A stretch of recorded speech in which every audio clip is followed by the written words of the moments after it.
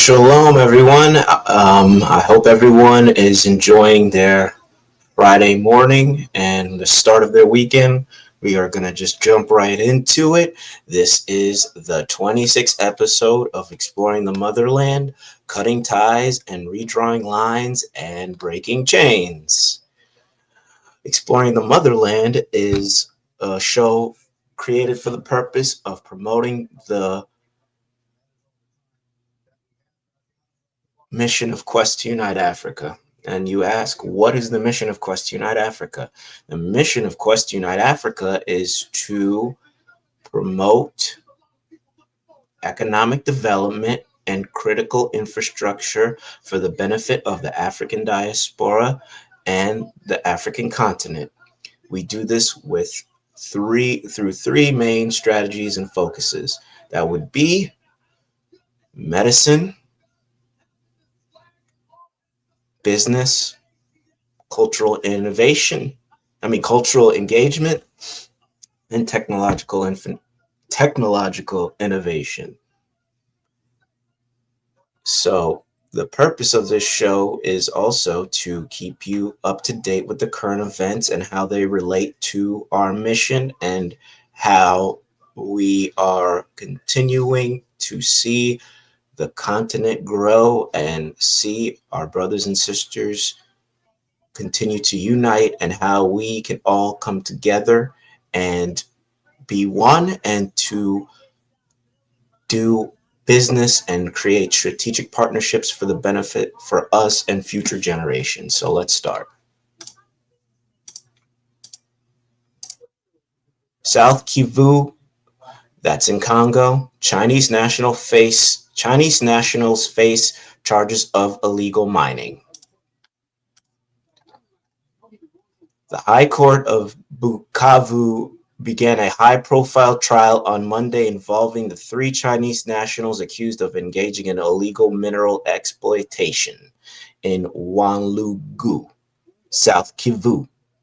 The defendants face 7 serious charges, including illicit mineral extraction, money laundering, illegal residency in the DRC, fraud, pillaging of natural resources, and unlawful possession of mineral substances.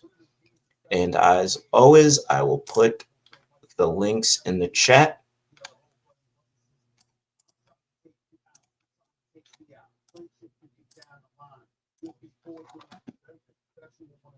And let's get the clip started. The High Court of Bukavu began a high-profile trial on Monday involving 3 Chinese nationals accused of engaging in illegal mineral exploitation in Walungu, South Kivu, in DR Congo. The defendants faced 7 serious charges, including illicit mineral extraction, money laundering, illegal residency in DRC, fraud, pillaging of natural resources, and unlawful possession of mineral substances. This case has drawn significant attention due to its implications for South Kivu's ongoing battle against the illegal exploitation of resources.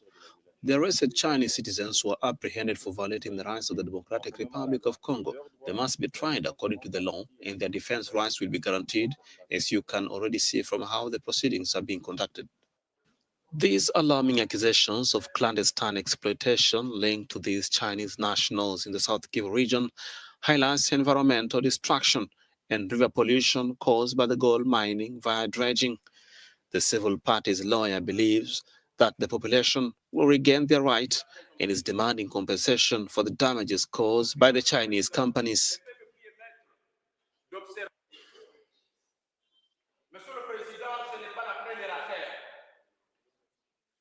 The population, represented today by its legal council, will not relent until it put an end to this issue of Chinese nationals or the illegal exploitation conducted by the Chinese who plunder minerals daily without offering anything in return. It is a great relief for the population, which now expects either a conviction or, why not, the restitution of all looted minerals. The Chinese national arrested on July 4th, found in possession of 10 gold bars and $400,000 in cash. We have taken a series of measures to ensure that at the very least gold exploitation is systemized and legalized so that foreign operators, meaning foreign investors, can be protected while also ensuring that the population benefits from this mining activity. This trial is considered historic in the DRC, particularly in the South Kivu province, where authorities reported in June last year that 547 companies were legally exploiting the country's minerals.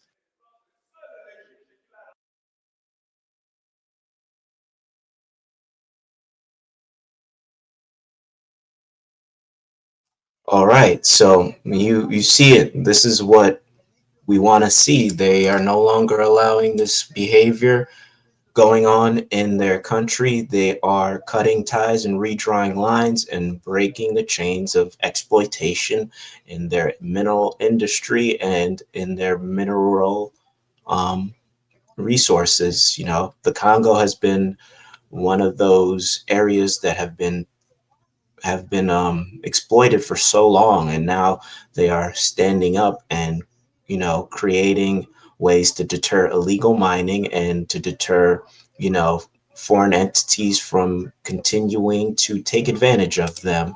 And I also have the judgment of that case, and as always, here are the links, the video and the article.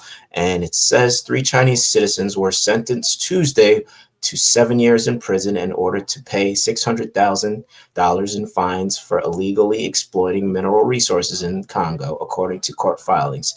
The trial takes place against a backdrop of increasing efforts to combat illegal mining trafficking in the DRC. In June, authorities identified 547 companies operating illegally in South Kivu region. In July, the region suspended all mining activities, as they should, in an effort to put an end to this practice, which has been documented to harm the environment and encroach on wildlife preserves. Many Chinese companies mine gold and other minerals in South Kivu, one of the eastern provinces of the DRC that have been plagued by violence from armed groups for nearly 3 decades.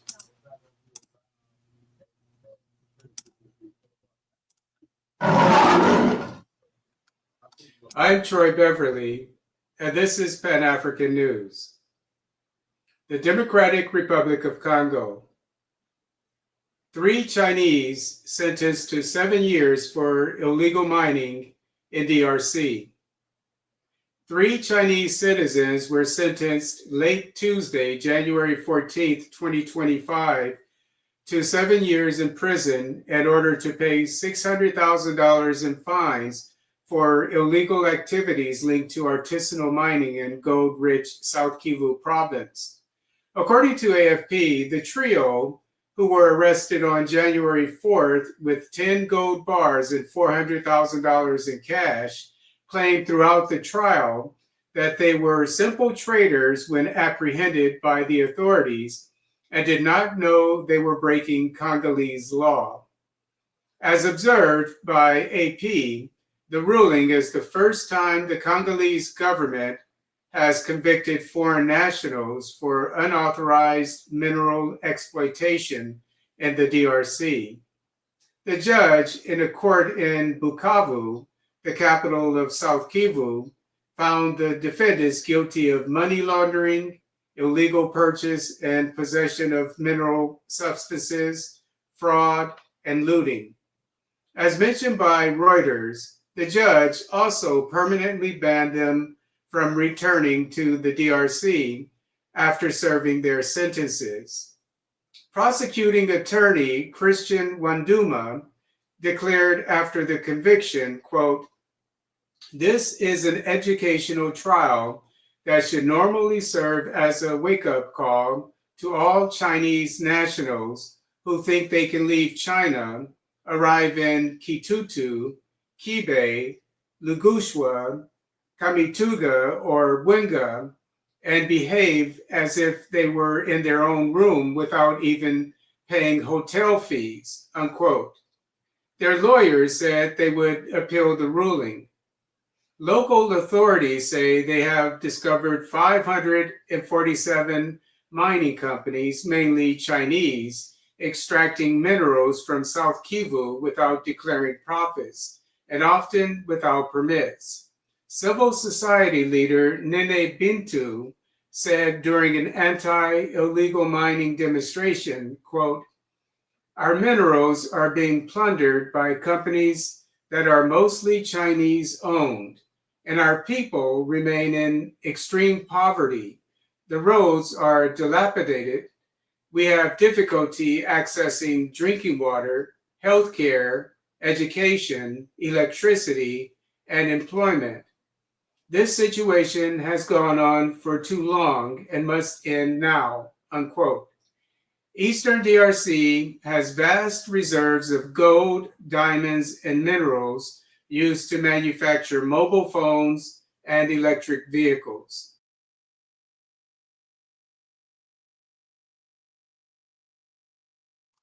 All right, so there you have it. They are breaking the chains.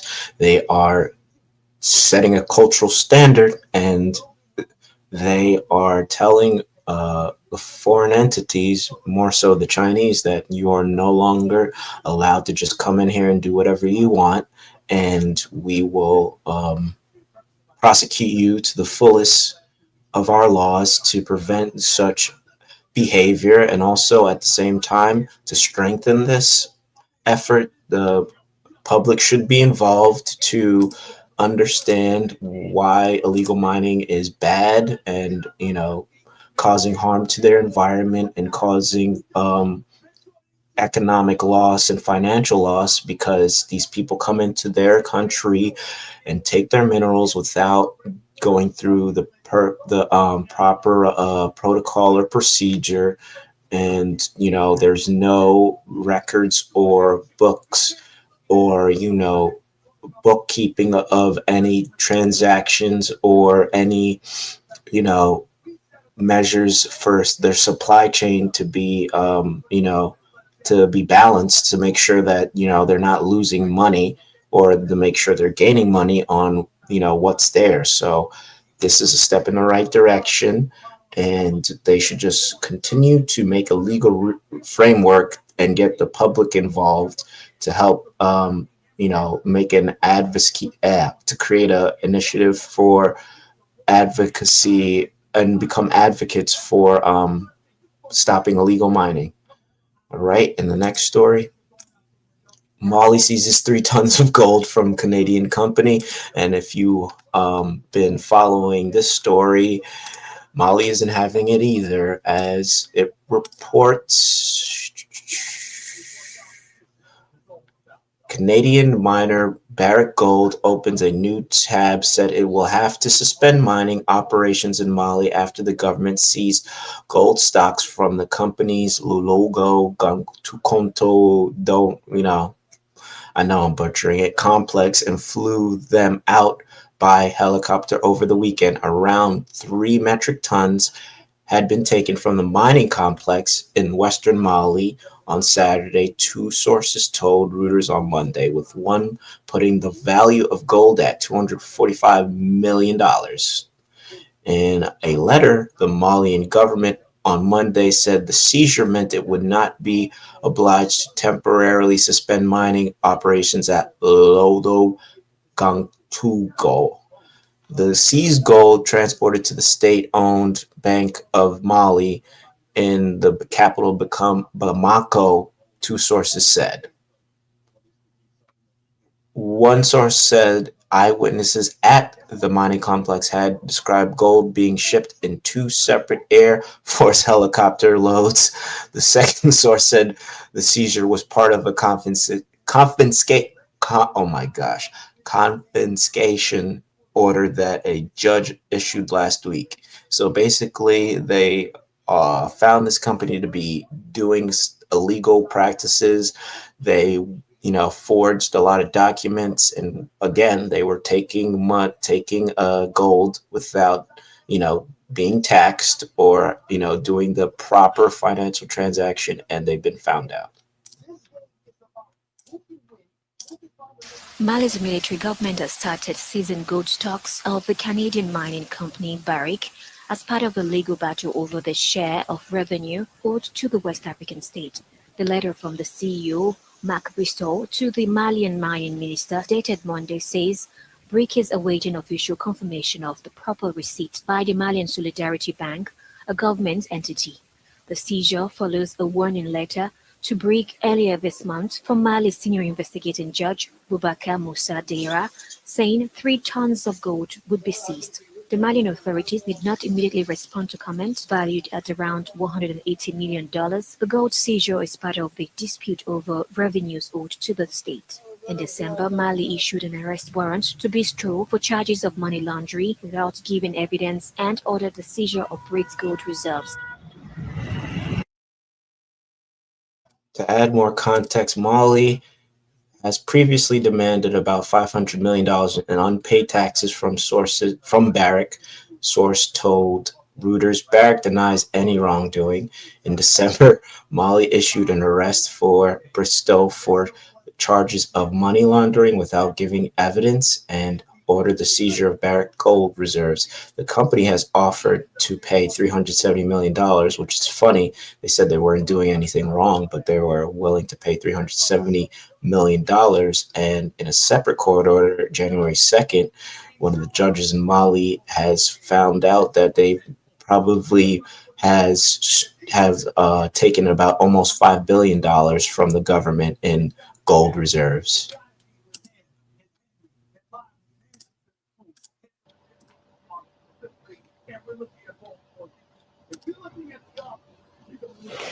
Our last story for the day is from Mali. The West African country's military junta has tightened their grip on foreign companies that are mining gold. Their latest target, Canada's Barrick Gold. Malian authorities have seized tons of gold from a mining site operated by Barrick Gold as the junta-ruled nation looks to get a fairer distribution of revenue from its mining sector. This has left the Canadian firm scrambling to protect its operations in the country. We bring you more details in our next report.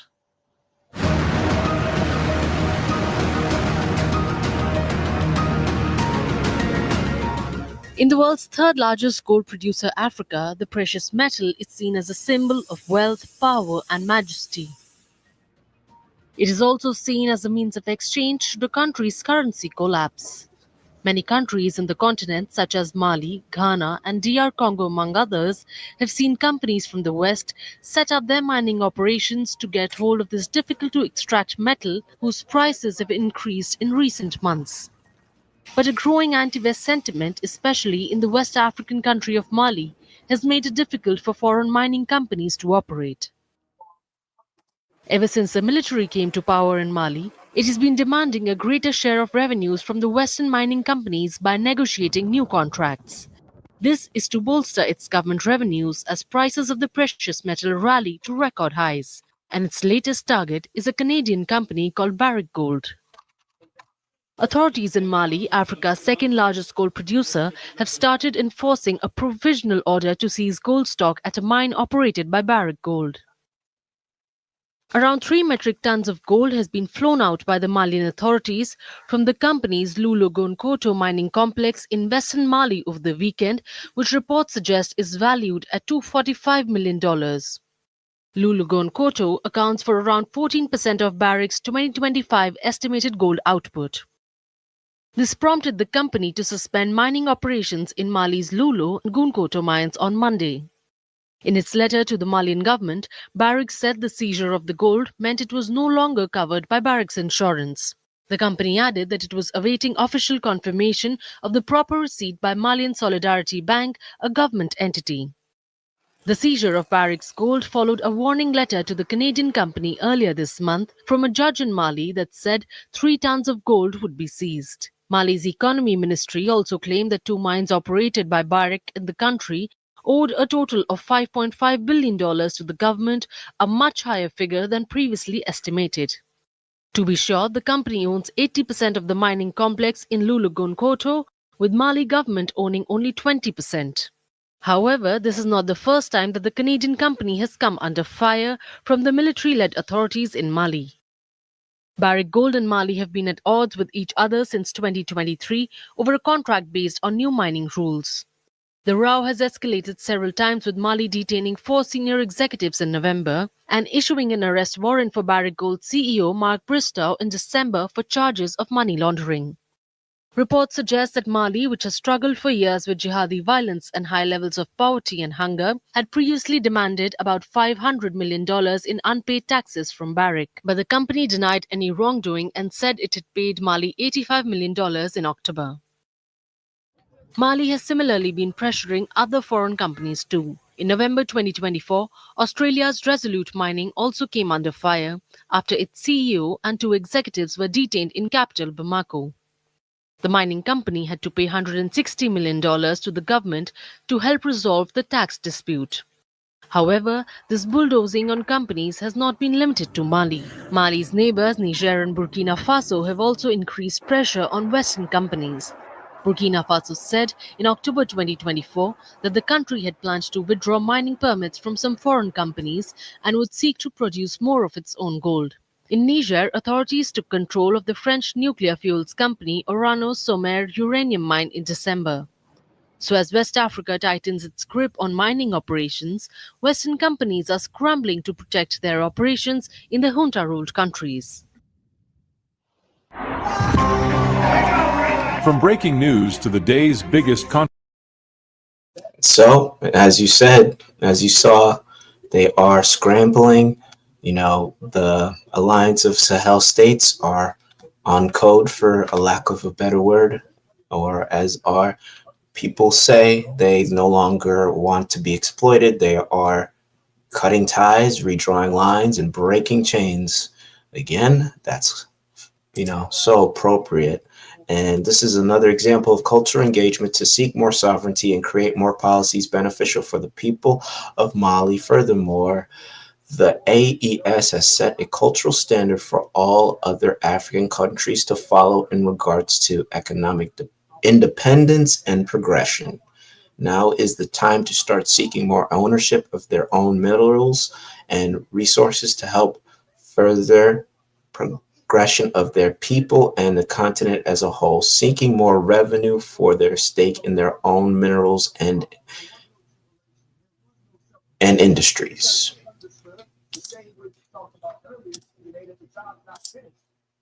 Okay, and the next story, Burkina Faso bans colonial wigs in court to embrace cultural identity. Burkina Faso's President Ibrahim Traoré has banned the use of British and French colonial-style wigs by judges, marking a significant move to decolonize the country's judicial system. Announcing the decision, President Traoré stressed the importance of breaking away from colonial traditions and embracing practices that reflect Burkina Faso's cultural heritage. The ban is part of his broader push to foster national identity and assert the country's sovereignty, as they should. In a move that's both bold and refreshing, Burkina Faso has officially banned the iconic powdered wigs of its colonial past. On November 6, 2024, President Ibrahim Traoré made history by outlawing these symbols of colonial influence in the nation's courtrooms. This is not just about fashion. It's a powerful statement that's got the whole continent buzzing. For decades, legal professionals in Burkina Faso, judges, lawyers, and clerks wore wigs and robes inherited from colonial times. Just a small sidebar. I mean, they look crazy in those wigs. Thank you, President Ibrahim Traoré, for stopping this nonsense. These garments, while seen as professional, symbolize the country's reliance on foreign systems and its struggle to assert judicial autonomy. Today, that's all changing. Because Burkina Faso's decision to replace wigs with locally produced Faso Danfani garments sends a clear message, reclaiming their identity and redefining what professionalism looks like in Africa. So, how did this tradition of wigs even start? It dates back to the colonial era when British legal systems were imposed across West Africa and pretty much the whole of Africa as a whole. Wigs were seen as a symbol of authority and professionalism, aligning African courtrooms with British norms.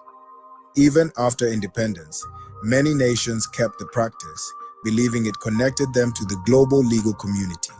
But for a long time, since gaining independence, critics argue that these colonial relics erode African identity and undermine the sense of cultural pride and authenticity. As one historian noted, the legal attire in West Africa is a stark reminder of the region's long history of decolonization and the ongoing struggle for self-determination. The change isn't just cultural, it's economic. Alongside banning wigs, President Traoré has also stopped the importation of courtroom attire. This shift has sparked new opportunities for local textile artisans, creating jobs and showcasing Burkina Faso's craftsmanship on a national stage.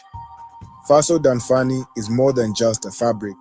It's a symbol of its people, culture, and identity. So, essentially, by wearing it in courtrooms, Burkina Faso is not just showing the world how proud they are of their heritage. They are also empowering other African nations to take the same action. And to add to this, Burkina Faso isn't alone in this movement.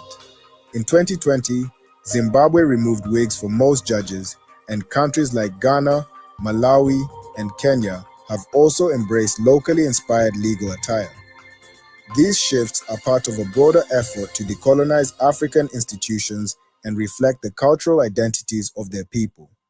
So, in real sense, Africa may have freed itself from colonial rule, but it still has a long way to go in undoing the mental damage and beliefs imposed on itself. These efforts are a positive step towards this. The decision to impose this ban has sparked conversations across Burkina Faso. On one hand, some see it as a moment of pride and progress, appreciating the government's focus in stepping away from symbols that never represented them. However, not everyone agrees. Many critics worry that ditching the colonial wigs could undermine the formality and gravity of courtrooms. Yet, supporters still argue that professionalism can coexist with cultural authenticity. As one Burkinabe leader put it, we can honor our roots without losing the dignity of our legal institutions. This move by Burkina Faso is more than wigs. It's part of a larger journey towards self-determination, a declaration that African nations can define their own symbols of power, authority, and identity. That gentleman there that they were just showing is Thomas Sankara, who basically started all of it and renamed Burkina Faso. And basically now Ibrahim Traoré is picking up where he left off.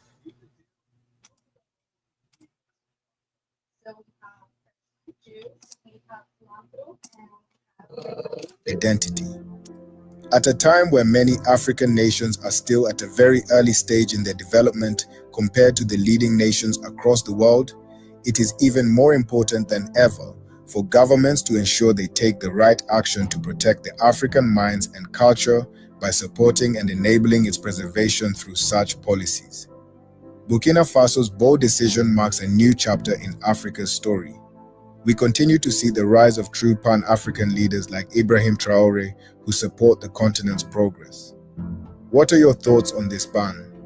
Do you think this is a bit overboard and we need to learn to accept the colonial wigs and other similar influences as part of African modern history, or are you in support of such bans? Let us know what you think in the comment section. That's it for today. Make sure to like, share, and subscribe to our channel. So I'll tell you what I think. This is a step in the right direction. Those people who are saying this will stop the formality of judicial systems, they're still, a little bit brainwashed and have a little bit of Stockholm syndrome, but that will be okay. They'll get over it. This is a cultural initiative to get rid of the vestiges of colonialism and to get their cultural identity back, to set a standard that empowers future generations to embrace nationalism and to seek their own sovereignty and to just basically cut the chains, break away the chains of colonialism and draw lines. These are some exciting times, I tell you. All right, next story. Burkina Faso President Ibrahim Traore's warm reception in Ghana is shifting Africa's politics. And this is another huge story because, you know, Ghana is pretty much one of the last. Ghana and Nigeria are literally one of the last two, you know, ECOWAS members that, you know, have any significant political power or economic power or any strategic what would you say, any strategic I'd say strategic a strategic vessel that the French can use to still have any influence on the continent. But soon, you know, President Ibrahim Traore coming out to the president of Ghana's inauguration, that, you know, is obviously going to shake President Tinubu in Nigeria, because he is the president of ECOWAS and he's literally one of the biggest puppets on the African continent. I believe Ruto was there as well. So all of these people see what a real leader is, and it's inspiring the youth in all other countries in Africa, especially in Nigeria and Kenya, and they're going to start, you know, wondering why we can't have this leadership. And as the article reads, give me 1 second. Ibrahim Traore's attendance at the event not only raised eyebrows, but also sparked significant discussion among all the leaders and observers across the globe on whether the continent has embraced the military junta. The African, one of the leading platforms documenting African affairs, highlighted the warm reception President Ibrahim Traore received, marked by cheers from the crowd as admiration for his rational policies, demonstrating his popularity even beyond his home country, Burkina Faso. Such reception indicates the African populace, especially the youth, are increasingly focused on service delivery rather than the nature of their leaders' rise to power. Their primary concerns now center on governance that prioritizes their interests and ensures stability and delivers tangible results, regardless of the political system in place. Exactly. You know, no one wants to hear about democracy and all this other nonsense when it's not producing anything, and people are still in squalor and people are still, you know, in poverty. In a moment that captivated both the audience and the media, President John Dramani Mahama of Ghana acknowledged the overwhelming reception given to Burkina Faso's military leader, Captain Ibrahim Traore, during his inauguration on January 7, 2025. As Traore was introduced at Accra's Black Star Square, the crowd erupted in applause, underscoring the deep admiration and respect he commands among Ghanaians. Well, I think I want to express my appreciation to my younger brother. And you can also see how popular Mr. President is in Ghana. When he was introduced at the Black Star Square, he got the biggest applause. The inauguration ceremony was attended by numerous dignitaries, including 21 African heads of state. However, it was Traore's appearance that truly electrified the crowd. As he approached the stage to congratulate President Mahama, the audience's cheers were deafening, reflecting the profound connection between the two nations. The head of state of the strong people of Burkina Faso, His Excellency Captain Ibrahim Traore,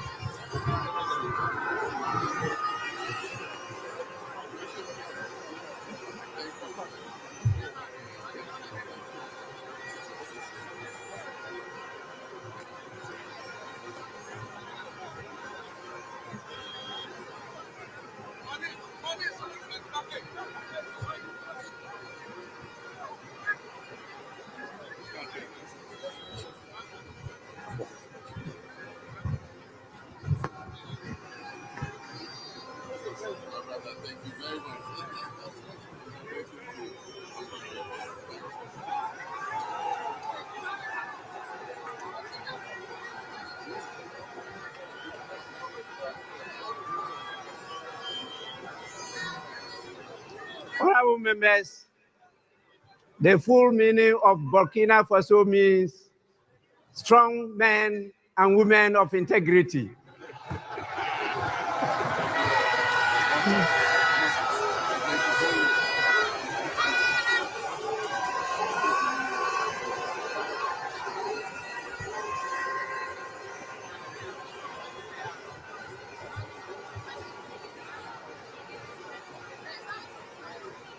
We have His Excellency Brigadier General Bryce Clotaire Oligui Nguema,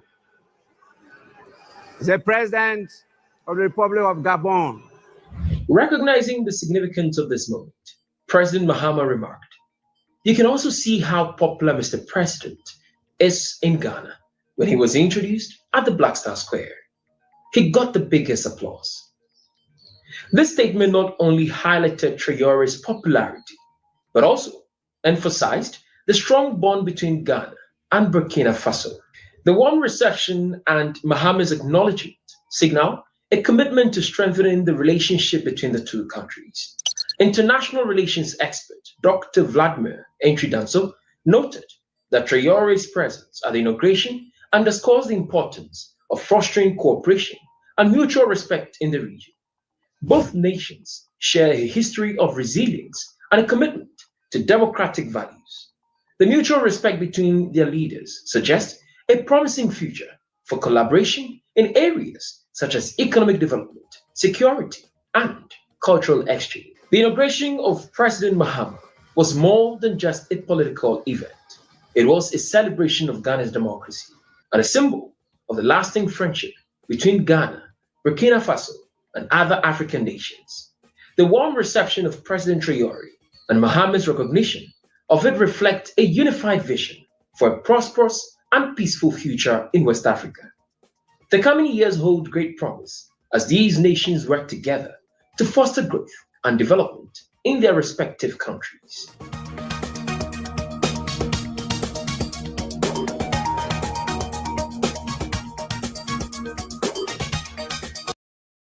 Well, I think I want to express my appreciation to my younger brother. And you can also see how popular Mr. President is in Ghana. When he was introduced at the Black Star Square, he got the biggest applause.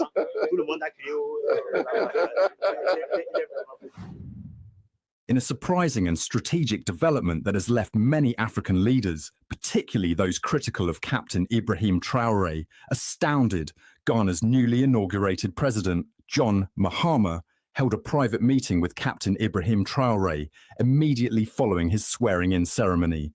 This unprecedented move has further cemented Traore's growing influence and popularity across the continent. During their conversation, President Mahama openly acknowledged the widespread admiration Captain Traore enjoys among Africans, especially within his own country. Mahama emphasized the stark contrast between Traore's appeal and the sentiments many African citizens hold toward their own leaders, igniting speculation and debate about leadership styles and their resonance with the public.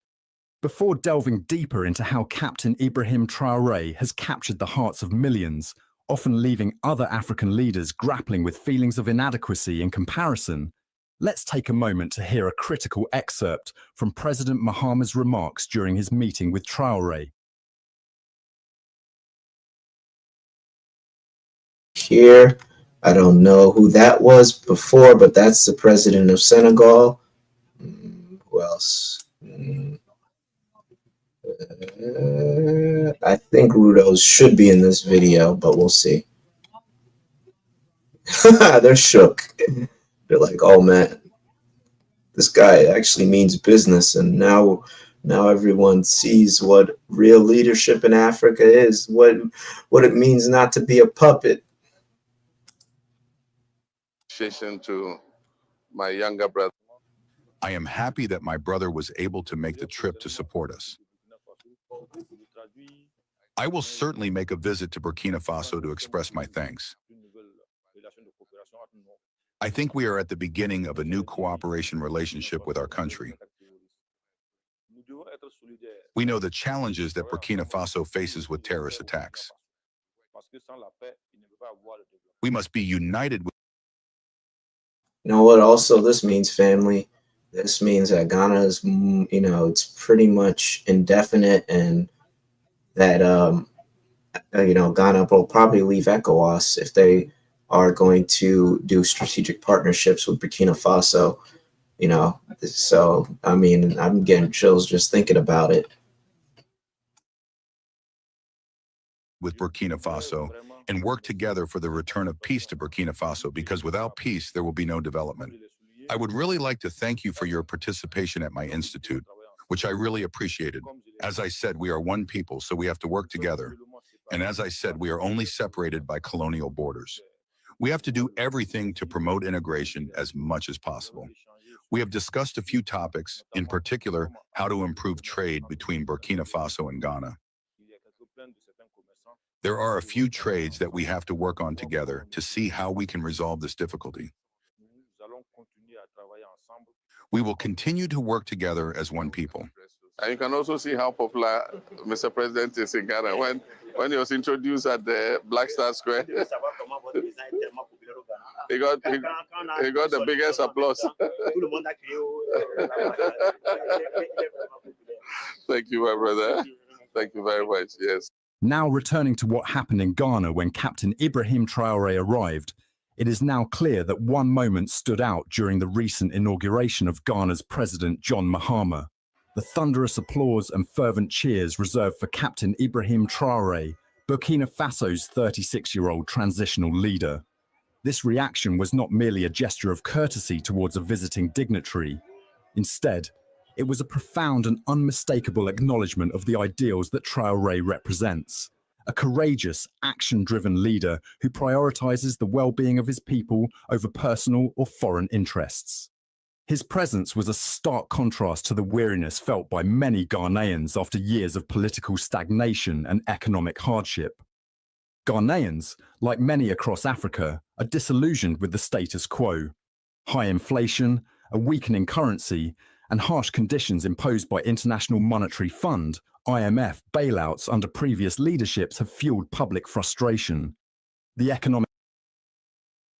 Oh man, yeah. So that last guy was the last president of Ghana, and he was a huge puppet. He wanted to, I think he built a statue of himself, a gold statue, and I'm pretty sure the new president of Ghana is taking it down as well. And you see also the new president of Ghana is also looking into this $400 million cathedral that he was trying to set up and start with the help of other foreign entities, and now the president of Ghana is also probably going to reject that. So this is a new shift. Cutting ties and redrawing lines and breaking chains. Economic challenges have eroded trust in Ghana's political elite, who are often accused of failing to deliver on campaign promises. Traoré's reception during the inauguration reflected a broader yearning for leadership that not only speaks to the people's aspirations, but also acts decisively to fulfill them. Traoré's reputation has been forged through actions rather than rhetoric. Since coming to power in a military coup in 2022, he has undertaken bold decolonization efforts in Burkina Faso, expelling French influence from critical sectors such as the media, military, and mining. His actions are emblematic of a leader determined to reclaim national sovereignty and prioritize the needs of his country over foreign interests. In doing so, Traoré has set himself apart from many elected officials in Africa, earning him admiration across the continent. Some have compared Traoré to the legendary Thomas Sankara, Burkina Faso's visionary leader who championed Pan-Africanism, self-reliance, and anti-imperialism before his assassination in 1987. Like Sankara, Traoré's policies reflect a commitment to reducing external dependency and fostering African unity. He, along with Mali's Assimi Goïta and Niger's Abdourahmane Tiani, has spearheaded transformative initiatives such as expelling French military forces, removing foreign troops from their territories, symbolizing a reclaiming of sovereignty, reducing French influence in the media, shifting the narrative to align more closely with African perspectives, nationalizing natural resources, ensuring that the wealth generated from Africa's resources benefits its citizens, forming the Alliance of Sahel States, AES, a groundbreaking confederation designed to unify defense, economic strategies, and foreign policies across the region. This leadership trio is crafting a bold new vision for Africa, challenging the lingering neo-colonial structures that have stifled the continent's potential. Their actions have resonated with millions who see in them a modern embodiment of the Pan-Africanist ideals that Sankara once championed. The resounding cheers for Traoré at Mahama's inauguration were not an isolated moment. They reflected a growing sentiment across Ghana and Africa as a whole. For Ghanaians, the admiration for Traoré was both a celebration of his leadership and an implicit critique of their own political system. Years of political mismanagement, combined with external pressures such as IMF-driven austerity measures, have left many disillusioned with traditional democratic processes that seem to favour the elite at the expense of ordinary citizens. The exuberant reception also signalled a deep-seated hope that Ghana's newly elected leadership could take inspiration from Traoré's decisiveness and bold action. Ghanaians are eager for a leadership that delivers tangible results, not just hollow promises. Whether this hope will translate into real change under Mahama remains to be seen. Traoré's visit also underscored the historical and cultural ties between Ghana and Burkina Faso. These two nations share a long history of cooperation, interconnected by geography, trade, and cultural kinship. However, the bonds go deeper, rooted in shared struggles and mutual aspirations for a brighter future. The visit demonstrated that, despite Burkina Faso's internal challenges, it is committed to regional solidarity. In a region often plagued by instability, such gestures of unity are vital. Traoré's presence at the inauguration wasn't just symbolic. It was a declaration that African nations must collaborate to address common challenges, whether they be economic, security-related, or political. From the moment Captain Traoré arrived at Kotoka International Airport, it was evident that this was more than a diplomatic visit. He was greeted by Ghanaian officials, members of the Burkinabe diaspora, and enthusiastic citizens who saw his arrival as a moment of solidarity and celebration. The crowd's energy and warmth. All right, so this is just another example of how strategic partnerships and cross-border relationships in Africa is vital for the sovereignty of all African nations and how they can work together to produce economic progression and critical infrastructure. And like I said, Sean asks, what is preventing them from nationalizing all their resources? There's still vestiges of, foreign entities, and, obviously the West and the Chinese are still in African countries. And I believe not until when they finally all are on code and able to create ways to kick them all out, and they get a vote of confidence for more than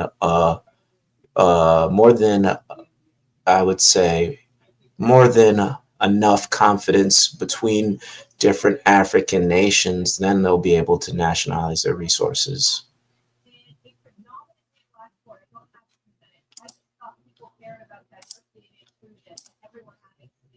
Yeah, you could nationalize the minerals, but then you still, if you look into Ibrahim Traoré, he's still, rooting out puppets and those who still are doing covert operations on the behalf of different foreign entities. So as I said before, I believe they should just work on their security and find ways to work on weeding out all the puppets, so to speak, and then nationalize their resources. But everyone has their own opinion. And for the last story, but not least, this Macron. I'll just play the video. Here you go. When I recently consider Emmanuel Macron's remarks about Africa, every conscious African should therefore quickly understand everything he has told us and what it signifies. General Chiani recently spoke of a change in tactics or strategies of the French forces in Africa. I think he has come to confirm it. It is about dissolving and keeping a core presence. And Emmanuel Macron said it so well that we can only thank him for this sincerity, even if some wanted to pull the wool over the eyes of their population. But reality eventually catches up with them too. They will not leave certain countries. They have simply dissolved the structure. You will no longer see them in bases, but in embassies, they will be there. They will form security companies to secure their companies that exist in these countries, but the soldiers will be there. But you will no longer see them in uniform gathered in bases. That's all it means. They will reorganize, but will be there. He spoke of politeness towards certain heads of state by giving them the priority of announcing the break or the departure of French forces. This matters little to us, one might say, but all we know is that if you want a break with these imperialist forces, it's simple. You denounce the agreements. Everything starts there. I think the example of Chad in any case is palpable. They started by denouncing the agreements. Otherwise, if the agreements are not denounced, just saying that the bases are leaving, we have done nothing, because the problem lies in the colonial defense agreements that have been signed since independence. The most dangerous thing is not what you see in the bases. The most dangerous thing is the military advisors. Military advisors exist in all these countries. They also existed in Burkina until 2022.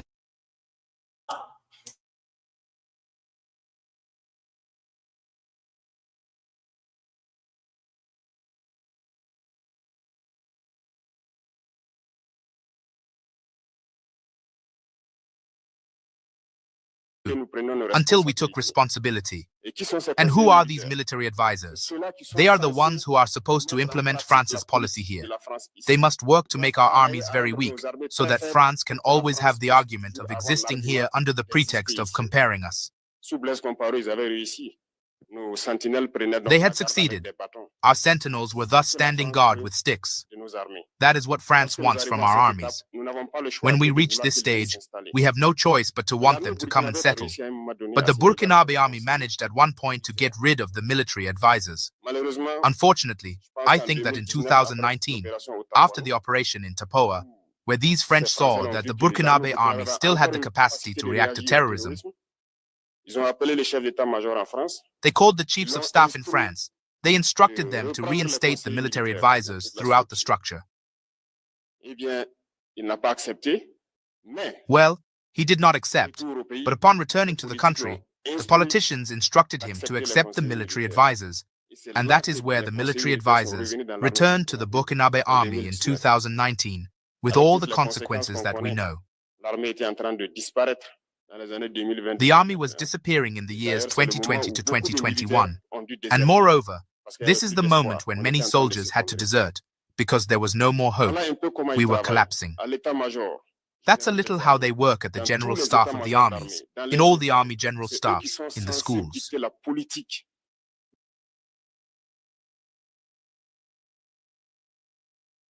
Yeah, I mean, they are going to eventually take over their minerals, but as Ibrahim Traore is telling you what their plan is and how their strategy, they're still not completely out of their country, and they still need to do stuff or take measures to get rid of them as a whole, and that's going to take more than just his government and all the other AES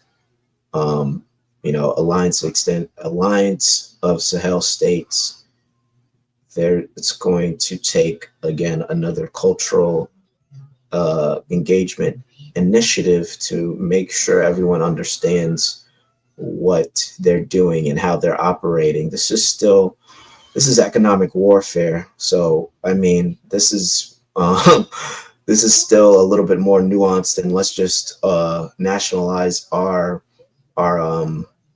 minerals without knowing who's still for us and who's still against us. But again, this is a matter of opinion. Everyone's entitled to their opinion. It is they who are supposed to dictate the policy of our army.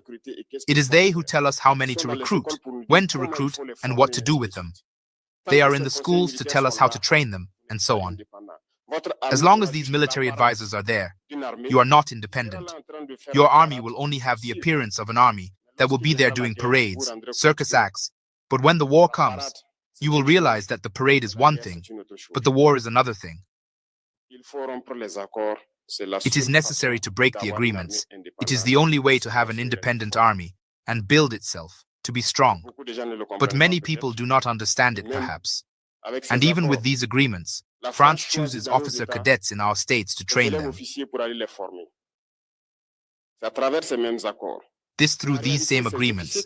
But in reality, these officers who go to train for the most part for France, they come to serve the French state in their country. They do not come to serve their country. They train them so that they come to serve the interests of the French state. I offer as proof. When we revolted, many officers in Burkina who were trained in France were immediately contacted to tell them that it was time to take action because you were trained for that, to serve the interests of France. Most of these officers reported this to us. We took note and we continue to monitor. When an officer trained in France arrives in his country, and unfortunately, either by accident or on the battlefield in France, there is a night of tribute to the dead in the army as everywhere else. At the night of tribute to the dead, the name of the officer in question is cited, and it is said died for France. They do not train them to serve their country. They train them to serve their state. And in many African states, there are many of these officers. How many are patriots? God only knows. It is a lesson that Emmanuel Macron gave again to African heads of state to catch up and to be able to truly lead this struggle against imperialism. But in addition to that, he also insulted all Africans in his remarks.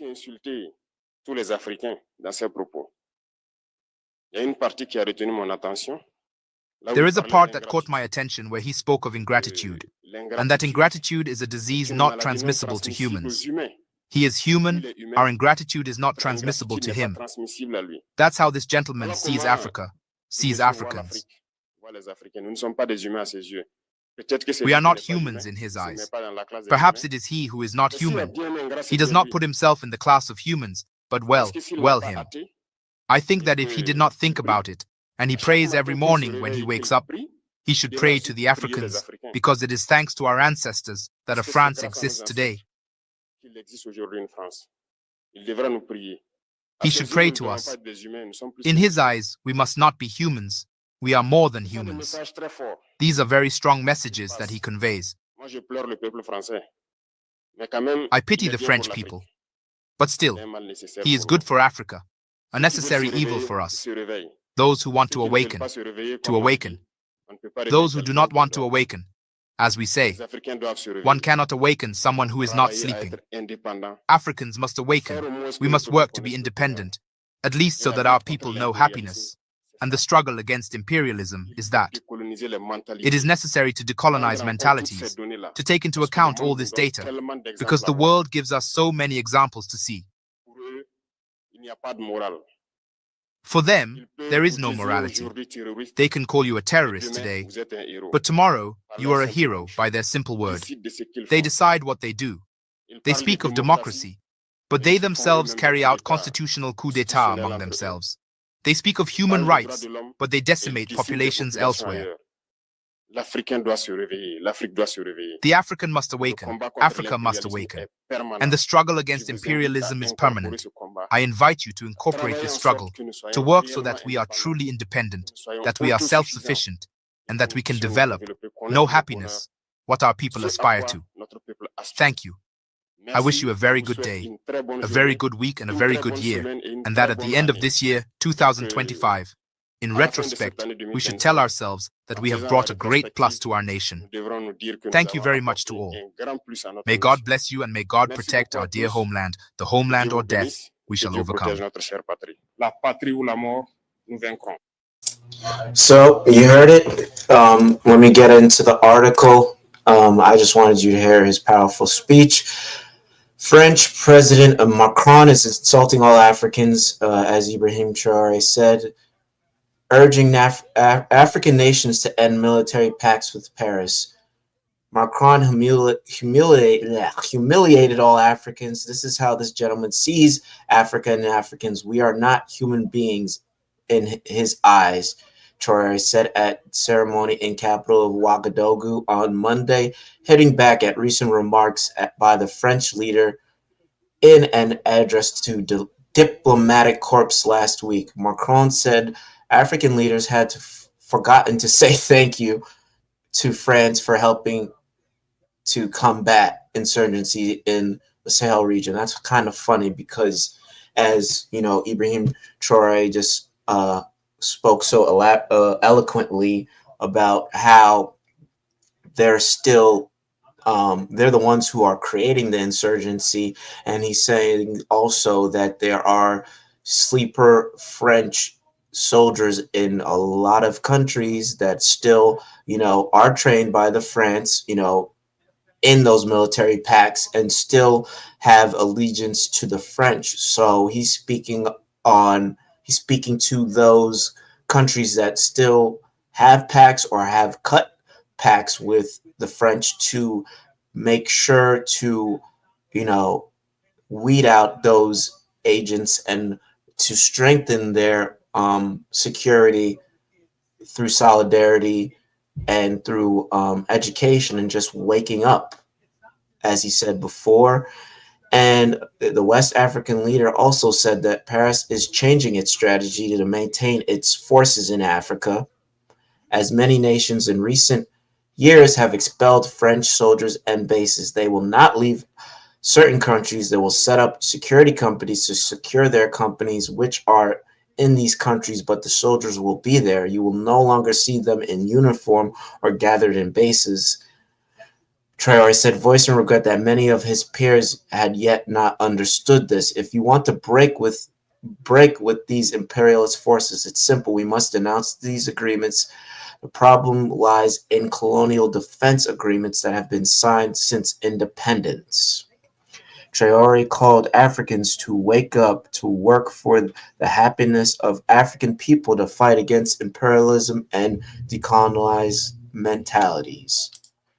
And I will put the article and link in the chat.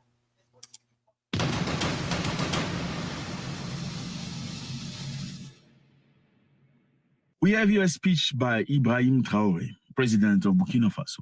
I think we've spoken about him quite a number of times. This is Burkina Faso, a beautiful place, lovely country. I've been there myself. I can testify to it. Lovely people. It is extremely hot, but the heart of the people are also extremely warm. Very nice experience. Now, Burkina Faso is going through a very interesting time right now, where they have freed themselves from the presence of the French. How did the French get into Burkina Faso? French came into Burkina Faso during colonialism many years ago, the same way they did to many other African countries. They stayed there for a long time. In the 1960s, France decided to leave these countries and go back to France because they estimated these countries are now clever enough to run themselves. They gave them what we call independence. However, the independence came with a price. All these countries you see here, which are French-speaking African countries, had to sign a piece of paper that says, in spite of the fact that you have independence, we can still keep our military presence in your country. Number two, we are going to print your currency for you. Yes, you got that right. The currency used in most of these countries here, it's called the CFA franc. The CFA franc is right now printed in France. You're talking about independent countries. Get their money from France. So France can raise or drop the value of the currency of these countries right now. Now, something interesting has happened. What has happened? Burkina Faso, Mali, and Niger have decided to kick out the French from the countries. Why have they done so? because they felt like the French people came into their country, they're still looting all the industries, they're still taking the minerals, the gold, the diamond, and uranium. They're still participating actively in how they choose their president. So these people say, okay, enough, we don't want this anymore, you can piss off. Now, Emmanuel Macron, this is Emmanuel Macron. He's the French president. He's a young man. He's married to a very interesting lady. This is his wife. This is Emmanuel Macron. This is his wife. Okay, so no comment. That's whatever. Anyway, let's get back on track. Stay serious, guys. Now, Emmanuel Macron, and this is his wife. Okay, that's enough. Enough. Okay, Burkina Faso president something to say. After Emmanuel Macron made a speech, listen to what Burkina Faso president had to say. Quand je prends dernièrement les propos de Emmanuel Macron sur l'Afrique, eh bien, tout Africain conscient devrait donc comprendre très vite tout ce qu'il a pu nous dire et qu'est-ce que ça signifie. Okay, now listen to what Macron had to say. We had a secure relationship. In truth, it was of two kinds. One part was our commitment to fighting terrorism since 2013. We were right. I think some have forgotten to say thank you, but that's okay. It'll come in time. I'm in a good position to know that ingratitude is a disease that cannot be transmitted to humans. But I say this for all the African governments who have not had the courage, in the eyes of their public opinion, to bear it. None of them would be in a sovereign country today if the French army had not been deployed in this region. Did you hear that, fellas? Did you hear that? That came out of the mouth of Emmanuel Macron. He said Africans are ingrateful, okay? They should have been grateful for the presence of the French in their countries. Le général Tchani a dit il n'y a pas longtemps du changement donc de tactique ou de stratégie des forces françaises en Afrique. Et je pense qu'il est venu le confirmer. Okay, so France was kicked out of this country by Mali, Burkina Faso, and Niger. After they were kicked out, later on, Senegal followed through, Ivory Coast followed through, and Chad followed through. All these countries used to have France military bases. They've all decided all of a sudden, okay, guys, thank you very much, but we don't need you no more. You can go. And France was furious. Emmanuel Macron came up with a strategy. All his soldiers and military personnel will be stationed in Djibouti. This is what he had to say. Non, la France n'est pas en recul en Afrique. Elle est simplement lucide, elle se réorganise. Il s'agit de dissoudre et de garder un dispositif socle. Et Emmanuel Macron l'a si bien dit qu'on ne peut que le remercier pour cette sincérité. Même si certains ont voulu mettre la poudre aux yeux de leur population, mais la réalité finit par rattraper aussi. Okay, so it means there are still countries or presidents that are still blinding their population about France. Even though Emmanuel Macron is doing negative things to Africans, even though he's showing Africa that he doesn't respect or consider them, there are still African presidents who are allied to France and are still lying to their people about France. That's what he's saying. Let's continue. Il a aussi insulté tous les Africains. Okay, Macron insulted Africans, he says. Ses propos. Il y a une partie qui a retenu mon attention. I'm in a good position to know that ingratitude is a disease that cannot be transmitted to humans. Did you hear that? Emmanuel Macron just said Africans are ungrateful. And ungratefulness is a disease that is not transmissible to human beings. Fella, did you hear that? Ungratefulness is not a disease that is transmitted to human beings. I'm going to analyze that. Listen to Traoré. Parler d'ingratitude et que l'ingratitude est une maladie non transmissible aux humains. Lui, il est humain. Notre ingratitude n'est pas transmissible à lui. Wow. So, ungratefulness is African, but ungratefulness is not a disease that is transmissible to humans. What does that mean? No, hold on a second. If ungrateful, we did math, right? If ungratefulness is African, but ungratefulness is not a disease that is transmissible to humans. What does that mean? What does that make Africans? No, ungratefulness is African, but ungratefulness is not a disease transmissible to humans. What does that mean? It means Africans are human or not human? Okay, I think you got a response right there. Voilà comment ce monsieur voit l'Afrique, voit les Africains. Nous ne sommes pas des humains à ses yeux. Mais s'il y a bien un ingrat, c'est bien lui. Je pense que s'il n'est pas athée et qu'il prie, à chaque matin qu'il se réveille et qu'il prie, il devrait aussi prier les Africains. Okay, what does he mean by that? He says if Macron was not atheist, if he was a praying person, every time he prays in the morning, he should pray Africans as well. What does he mean by that? He means it's because of Africans that France is France today. No, Africans were taken by force, okay, to go fight for France during world wars. When Germany took over France, many Africans, are called the tirailleurs sénégalais, went to France to fight for the interest of the French people. A lot of them actually fought with no shoes.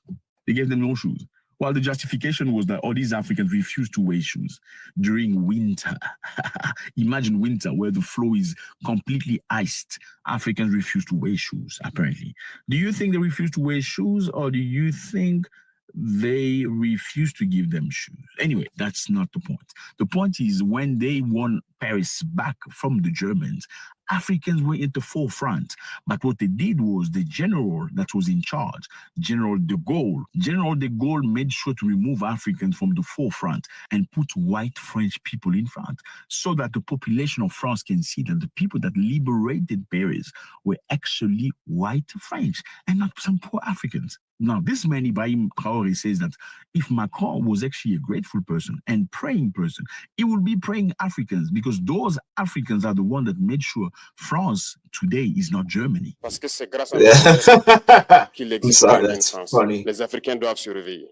Nous devons travailler à être indépendants, à faire au moins ce que nos peuples connaissent le bonheur. Et la lutte contre l'impérialisme, c'est ça.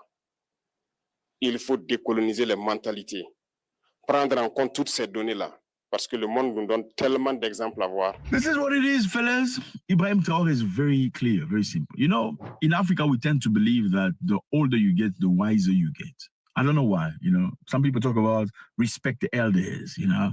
It's nice. It's nice. It's a nice concept. Respect the elders. When they speak, you don't say nothing. You shut up. You know why? Because back in time, the elders were actually wiser than the younger people.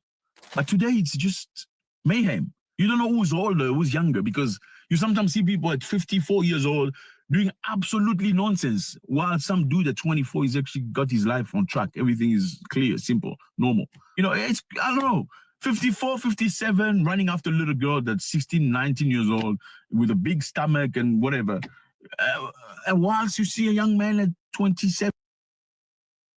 All right, Zach is going in a tangent. You should check out his channel. He's very knowledgeable and funny. And like his analysis was spot on. He's basically called out Macron and basically, you know, pretty much weeded out the hypocrisy in his statements. And it's just funny, like they think that Ibrahim Traoré is some like brutish, they label him as a brutish like dictator, or some like Western, not Western, some African, whatever, some jarhead or whatever you want to say. But he's very intelligent and very calculated, and he knows what he's talking about. And he's just basically like telling our people in Africa, our brothers and sisters and on the continent, to wake up. And this is the opportunity to wake up and work together and to fight for the pursuit of the happiness of their people. And as the Ghanaian president said, we are one people, and he continues to be that symbol for strategic partnerships and economic development and sovereignty as a whole for African nations. All right. Oh, oops. Let me see. What am I doing here? All right. That's all I have for today. Everyone enjoy their weekend and enjoy their Shabbat. Shabbat Shalom. I'm out.